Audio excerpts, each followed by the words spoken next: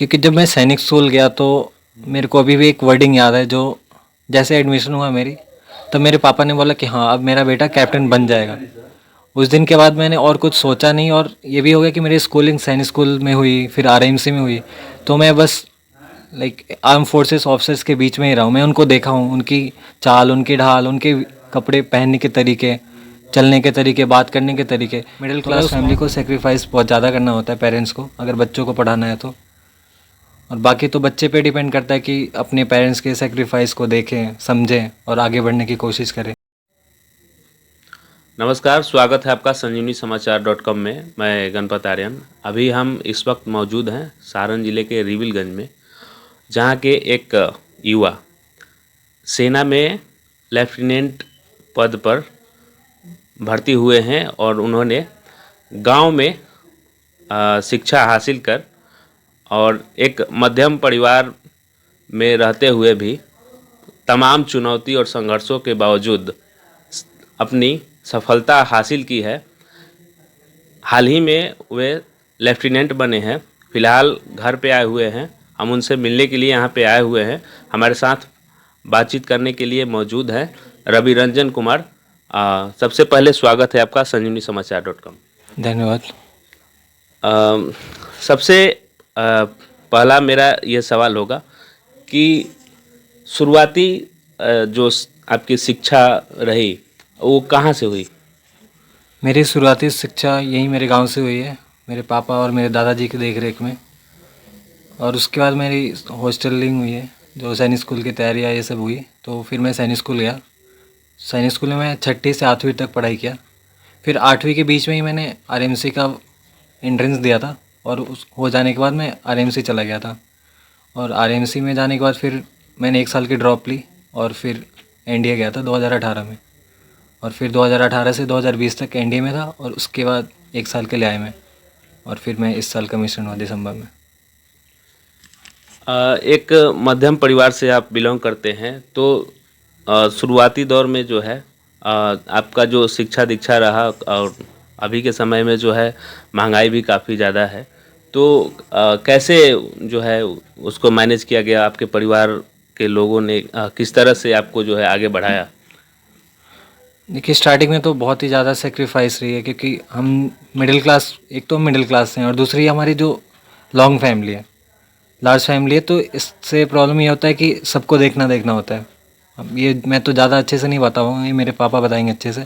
लेकिन फिर भी जितना मैंने देखा है उसमें ये है कि मिडिल क्लास फैमिली को सेक्रीफाइस बहुत ज़्यादा करना होता है पेरेंट्स को, अगर बच्चों को पढ़ाना है तो।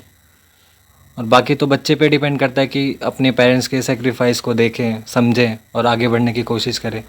क्योंकि पेरेंट्स की उसमें पूरी इन्वॉल्वमेंट होती है। एक तरह से आप इंस्टॉलमेंट हो पेरेंट्स के, आप पे वो इन्वेस्ट करते हैं। आपको अच्छा करना चाहिए और होना भी चाहिए ऐसा। अभी आप हाल ही में आपको लेफ्टिनेंट बनाया गया है, तो कैसा आपको फील हो रहा है और आपके परिवार के लोगों में क्या माहौल है अभी? देखिए, लेफ्टिनेंट तो मैं आज बना हूँ, लेकिन ये जो बोल सकते हैं, ये जो सोच है, ये कुछ 12-13 साल पहले की है। तो ये मेरे लिए कुछ नई बात नहीं है, क्योंकि मैं इस सोच को पिछले 12 साल से देख रहा हूँ। लेकिन एक होता है कि हाँ, अगर आपको कोई पद मिल जाए तब आपके देखने वाले, आपके सामने वाले, उनको अच्छा लगता है। लेकिन ये फीलिंग मेरे अंदर बहुत पहले से थी। जब मैं एनडीए में गया था तब से ही मेरे अंदर फीलिंग थी कि हाँ अब लेफ्टिनेंट बनना है मेरे को, या मैं बन चुका हूँ, ऐसा थोड़ा बहुत आ गया था। तो ये फीलिंग अगर आप मेरे पापा से पूछेंगे या मेरे दादाजी से पूछेंगे, जो उनसे ज़्यादा बेटर होगा, कि वो ज़्यादा अच्छे से एक्सप्लेन कर पाएंगे इसको। शुरुआती दौर में जब बचपन में लोग बच्चों को और छात्रों को अलग अलग सपना होता है कि हम डॉक्टर बनेंगे, आईएएस बनेंगे, आईपीएस बनेंगे। आपको ऐसा क्यों लगा कि हमको सेना में ही जाना चाहिए? क्योंकि जब मैं सैनिक स्कूल गया तो मेरे को अभी भी एक वर्डिंग याद है। जो जैसे एडमिशन हुआ मेरी, तब मेरे पापा ने बोला कि हाँ अब मेरा बेटा कैप्टन बन जाएगा। उस दिन के बाद मैंने और कुछ सोचा नहीं, और ये भी हो गया कि मेरी स्कूलिंग सैनिक स्कूल में हुई, फिर आरएमसी में हुई। तो मैं बस लाइक आर्म फोर्सेस ऑफिसर्स के बीच में ही रहा हूँ। मैं उनको देखा हूँ, उनकी चाल, उनकी ढाल, उनके कपड़े पहनने के तरीके, चलने के तरीके, बात करने के तरीके। तो मैं उस माहौल से फिर बाहर नहीं आ पाया। मेरे को बहुत अच्छा लगा, तो इसलिए मैं सोचा कि इंजीनियरिंग, डॉक्टर या फिर बाकी चीज़ों करने से अच्छा है मैं फ़ौज में जाऊँ। अपने परिवार के बारे में कुछ बताइए। मेरे परिवार में मेरे दादाजी स्वर्गीय कामेश्वर यादव वो रेलवे में कार्य करते हैं। मेरे पापा जी एक स्थानीय डॉक्टर हैं और मेरी चार बहनें हैं, जिनमें दो नवोदय में पढ़ती थी, अभी एक DU में वो कर रही हैं इकोनॉमिक्स ऑनर से, और दूसरी बहन अभी मेडिकल की तैयारी कर रही हैं। जो बड़ी बहन है वो भी M.Ed कर रखी हैं, वो कॉलेज में प्रोफेसर के लिए ट्राई कर रही हैं। अभी उनकी शादी हो चुका है और मैं अभी मेरी पोस्टिंग हुई है। आप इस सफलता का जो श्रेय है वो किनको देना चाहेंगे? मैं इस पूरी सफलता के श्रेय मैं अपने पापा मम्मी, मेरे दादाजी, मेरी पूरी फैमिली, मैं एक ऐसा नहीं बोल सकता कि मैं बस एक इंसान को दूं। मेरी फैमिली में मेरे को सभी को ने मोटिवेट किया। मेरे नाना जी, मामा जी, जितने लोग हैं, मेरे दोस्त लोग, सब ने मेरे को मोटिवेट किया। जब मैं पीछे जा रहा था, मतलब मन हट रहा था कि फ़ौज में नहीं, मेरा नहीं हो पाएगा, SSB फेल होने के बाद, तब मेरे पापा ने मेरे को बहुत ज़्यादा सपोर्ट किया था। तो इसलिए मैं ज़्यादा श्रेय अपने पेरेंट्स को दूंगा, लेकिन इसमें मैं श्रेय सबको ही देना चाहूँगा क्योंकि सब ने मेरा साथ दिया है यहाँ तक पहुँचने में मेरे को। ये आपकी जो सफलता है कितने बार के प्रयास में मिला है? क्या पहले प्रयास में ही आपने सफलता हासिल की है? नहीं, पहली बार में मैं NDA जब देने गया था तो स्क्रीन आउट हो गया था, तो ये मेरी सफलता दूसरी बार में है। पहली बार में फेल हो गया था, तब मेरे को था कि नहीं, अब मेरे को NDA में नहीं जाना, मैं सिविल सर्विसेज या कुछ और ट्राई करूँगा। तब पापा ने बोला नहीं, तुम मेरे लिए ट्राई करो, तो मैंने दूसरी बार ट्राई किया था, फिर मेरे को ये सफलता हासिल हुई। तो ये मेरे साथ रवि रंजन जी थे। अभी इनके पापा भी हमारे साथ हैं, उनसे भी हम कुछ बात करेंगे। अभी हमारे साथ रवि रंजन जी के पिताजी हैं, डॉक्टर RK यादव, जो एक पेशे से ग्रामीण चिकित्सक हैं और इनके पुत्र जो हैं लेफ्टिनेंट बने हैं। तो हम इनसे जानना चाहेंगे कि एक ग्रामीण परिवेश में रहते हुए अपने पुत्र को इतने ऊंचे स्थान पर पहुंचाने में किन किन चुनौतियों को सामना करना पड़ा है। तो सबसे पहले स्वागत है आपका संजीवनी समाचार में। धन्यवाद। आपके जो पुत्र हैं अब लेफ्टिनेंट बन गए हैं, तो किन किन परेशानियों को और किन किन चुनौतियाँ जो है आपके सामने आई एक ग्रामीण परिवेश में रहते हुए? तो का समस्या कुछ आया जिसको अपने दोस्तों से, परिवार से और चाचा जी से हेल्प ले करके उसको सॉल्व किए और इस ऊंचाई तक पहुँचे।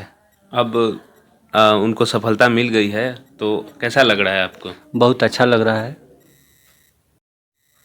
अभी हमारे साथ रिविलगंज के प्रसिद्ध चिकित्सक डॉक्टर RN यादव हैं, जिनके मार्गदर्शन में रवि रंजन जी यहाँ पे गांव में पढ़ाई करते थे। तो उनसे हम जानना चाहेंगे कि उनके जो शिष्य रहे हैं अब लेफ्टिनेंट बन चुके हैं, तो उनको कैसा महसूस हो रहा है? हमको तो बहुत खुशी महसूस हो रही है, क्योंकि मैं एक चिकित्सक होते हुए भी छोटे छोटे बच्चों को बुला बुला कर पढ़ाता हूँ। सैनिक स्कूल और नवोदय विद्यालय की तैयारी करवाता हूँ, जिसमें एक होनहार बच्चा मेरे यहाँ बहुत छोटा था, 4 साल का था तभी से आता था, और इसको मैं शिक्षा दीक्षा दिया। इसके बाद ये सैनिक स्कूल में हो गया असम में, 6-7 की पढ़ाई असम से किया। इसके बाद 8वीं में जो कंपटीशन दिया मिलिट्री स्कूल देहरादून में हो गया, और वहाँ से इंटर क्लास पास किया। इंटरमीडिएट करने के बाद NDA की परीक्षा दिया, जिसमें एक बार सफलता नहीं मिली। थोड़ा वो घबरा गया था कि अब जो है हमसे नहीं होगा, लेकिन हम लोग उसको प्रेरित किए, फिर से बेटा तुमको NDA में जाना है। फिर दोबारा कंपटीशन दिया तो NDA निकल दिया। और आज हमको तो सबसे ज़्यादा खुशी है कि क्योंकि इसके पिताजी भी रिश्तेदार होते हुए मेरे जो है शिष्य हैं। मैं उनको शिक्षा दीक्षा दे करके एक ग्रामीण चिकित्सक बनाया हूँ, और वो प्रैक्टिस करते हैं सिवान जिले के गयासपुर में, और ये लोग रिश्तेदार भी हमारे हैं। हमको बहुत खुशी है कि ज़िले का नाम रोशन किया, मेरा तो नाम रोशन किया, साथ साथ ज़िले का नाम रोशन किया है लड़का। तो जैसा कि आपने सुना कि किस तरह से जो बचपन से ही रवि रंजन पढ़ने में काफ़ी तेज़ तर्रार थे और अब लेफ्टिनेंट बन के देश का सेवा कर रहे हैं, और ऐसे में उन्होंने इस क्षेत्र का ही नहीं बल्कि पूरे ज़िले का नाम रोशन किया है।